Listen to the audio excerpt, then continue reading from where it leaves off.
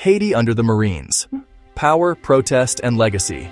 Port-au-Prince, July 1915. A mob storms the French embassy, drags President Villebrun-Guillaume Sam into the street, kills him. That single shocking moment becomes the fuse.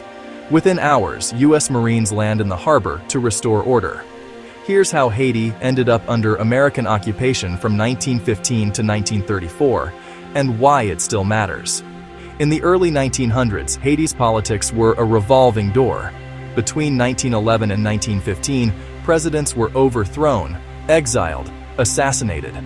In Washington, President Woodrow Wilson watched with two fears in mind: the brand new Panama Canal just to the south, and Europe's great powers, especially Germany, seeking footholds in the Caribbean as World War I loomed. So when Sam was killed, the U.S. moved fast. Marines took Port-au-Prince. A new government formed under the watch of American officers.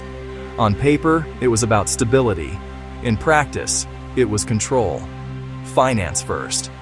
The U.S. took over Haiti's customs houses, the main source of government revenue. American officials signed the checks and set the budgets. Security next.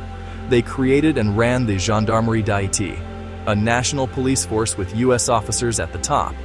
And then the Constitution.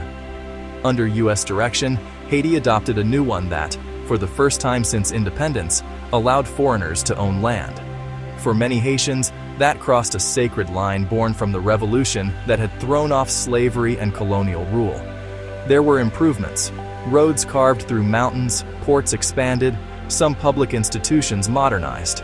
But look closer at how those roads got built. The corvée, forced labor. Peasants were rounded up to work without pay, a system that echoed the coercion people thought they had left behind in 1804. Resistance flared. In the north and center, bands known as the Cacos fought guerrilla war from 1918 to 1920. The U.S. put them down with overwhelming force. Machine guns, airplanes, and the new gendarmerie. The rebellion ended, but resentment deepened. Race made everything harsher. Many U.S. officials brought Jim Crow attitudes with them: segregated spaces, casual slurs, and a belief that Haitians needed tutoring in self-government. That hierarchy seeped into policy and daily life, widening the gap between occupiers and the occupied, and between Haiti's urban elite and rural majority. By the late 1920s, opposition was loud.